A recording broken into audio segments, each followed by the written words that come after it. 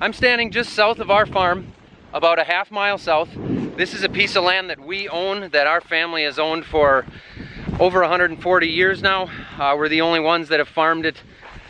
What we've got here is a creek, really small creek. I've talked about this creek before, but it runs through three and a half quarters of land that we farm. It goes about 2 miles north of here. And there are pheasants in here all the time. I walked down here just a few minutes ago. There's frogs swimming in it. There's fish in it, little tiny minnows, which I don't know exactly where those minnows come from because this creek is dry typically about 6 months out of the year. This is about as high as this creek ever is in the summer, but you can see it's only a few inches deep.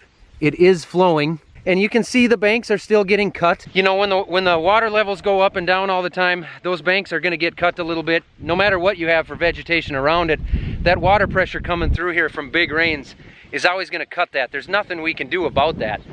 Having this vegetation and this buffer around it is about as good as we can do right now to make sure that we ensure the safety of this creek. This creek, this whatever you want to call it. I wouldn't call it a stream because it's just not, it doesn't flow enough or frequently enough to be considered a stream. I strongly believe this is healthy water. I've got a little bit of a testing kit on the back of my four-wheeler. I'm going to take some water samples out of this creek. I'm going to take some directly from some tile lines. I'm going to have to walk around and find them. I know there's one in this area right here, but I haven't found it yet. So I've got my kit right here. I made this box. This is not a Polaris accessory. I actually fabricated this myself, but it works pretty good. If you guys are interested, I could build you one if you send me an email. These are clean. I got these from the testing lab.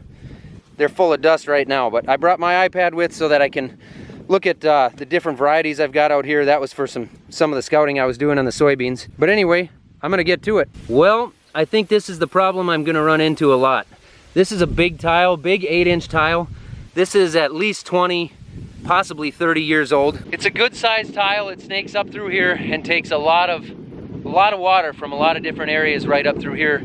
Actually, 30 years ago, there was a ditch running through here that drained the water that Grandpa dug probably 130 years ago. You can see down here that this tile is actually underwater. So it is still doing the job that it needs to do, but I'm not gonna be able to get a sample directly out of that tile line because it dumps straight into the water. So right here, I'm gonna crouch down if I can without falling in and take a sample right out of that water. Maybe I'll be able to step on this rock. I got a good sized rock down here. If I can stand on that, I'll be able to dip in there and get some water right from the stream. There goes a frog, a couple of them.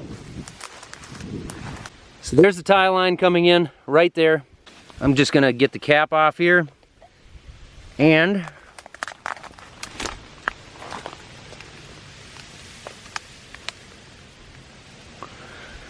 I'm gonna take this back to the four-wheeler and mark it so I know where it came from, because I'm gonna take several samples out here. Okay, that is sample number 1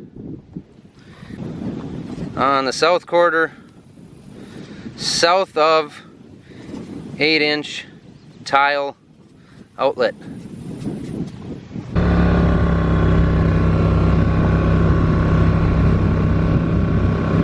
All right, I am down now near the south property line. Right back in here is where it meets up with the neighbors.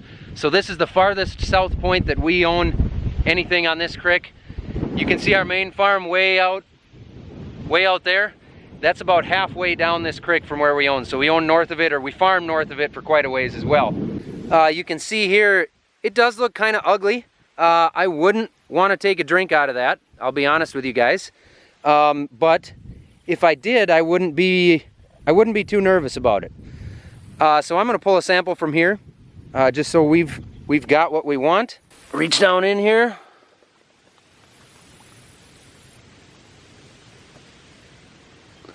There we go. And now I'll mark that one. Hey, look what I found. The neighbor's brand new tile. This tile comes right out of his field, down the road ditch, and right into the same creek, about 300 feet from here. So I'm gonna pull some water directly out of this tile line and see if maybe I can find a couple more on the way back to the house.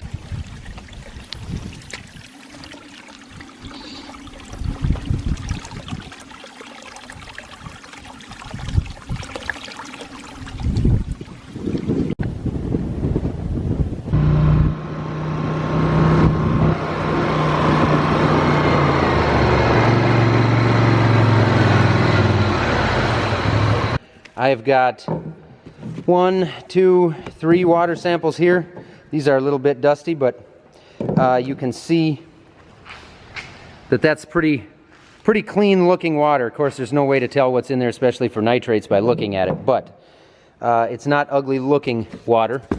I am going to take another sample from a water bottle out of the fridge. I know a lot of you are wondering what happened with those first 3 samples that I took. Here's the honest truth of what happened there. I took those samples on a Friday. I put them in the cup holder in my pickup. Next thing I knew, it was Monday morning, and those things had sat in the cup holder in my pickup all week. So I did not want to take those ones in and sample those because the nitrate tests were just not going to turn out correct. So I chucked them in the garbage. These are the new samples that I'm going to take today. I'm going to drive right down there. It's going to be about an hour and a half of driving. So I am going to pull a water sample out of here. Spring water.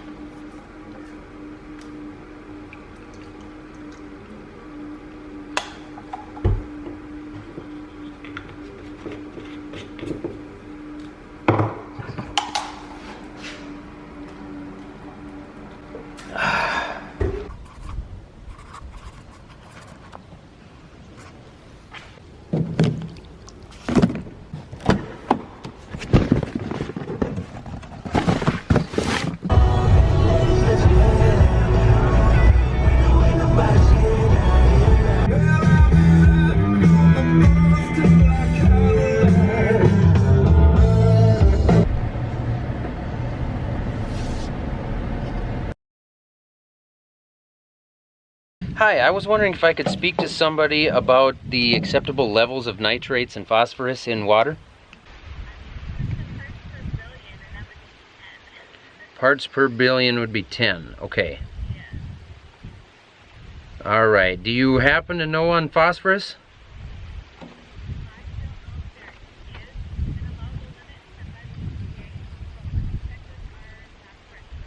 Okay. Yep. No allowable limit set. Okay. That's what I was wondering. Thank you. Dad was in the shop working, so I figured I'd come out here to open these up. It seemed fitting. I'll come back to the creek here and open these letters up and see what we've got.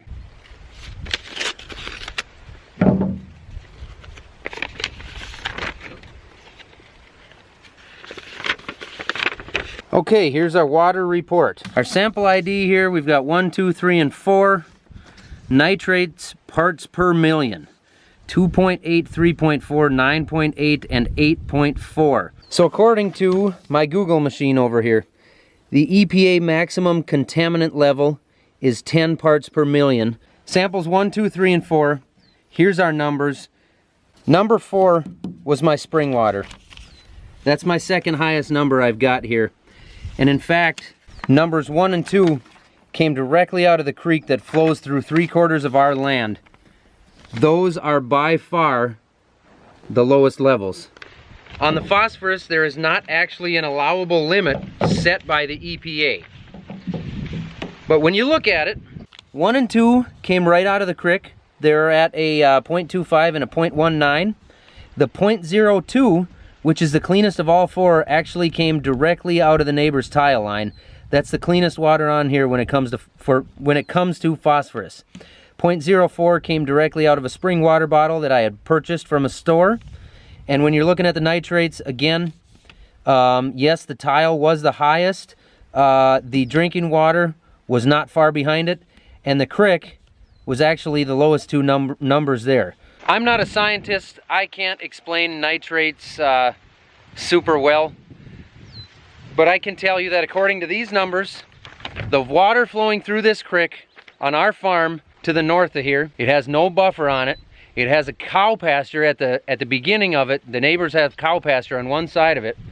And the nitrate levels are way less, 1/4 to 1/3 of what they were in the bottle of spring water that I bought from the store. It's just interesting.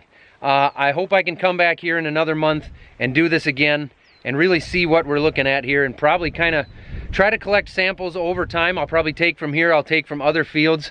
When the corn is shorter, it's going to be easier to get back to a lot of different tile lines. I'll maybe take some this fall, I'll take some in the spring, You know, I'll take some before we put fertilizer on, right after we put fertilizer on, before big rains, after. I want to keep doing this. I want to keep checking on this, and I want to keep an eye on this because I'm interested in it. Feel free to comment. Let me know what you guys think. I'm sure plenty of you will do that. That's what it's about. Let's engage in this, and let's talk about it, and let's have some discussions here. Now, I understand that the 4 samples I took, they don't exactly represent all the farm ground and all the tile outlets and everything there is to take into consideration. I get that. I'm gonna be out here doing some more of my testing just because I want to learn for myself, because if the water is being poisoned, I want to know that even more than anybody else watching this video. Either way, it's a hot day out. I need to cool down a little bit. I figured I'd stop down here and get myself something to quench my thirst.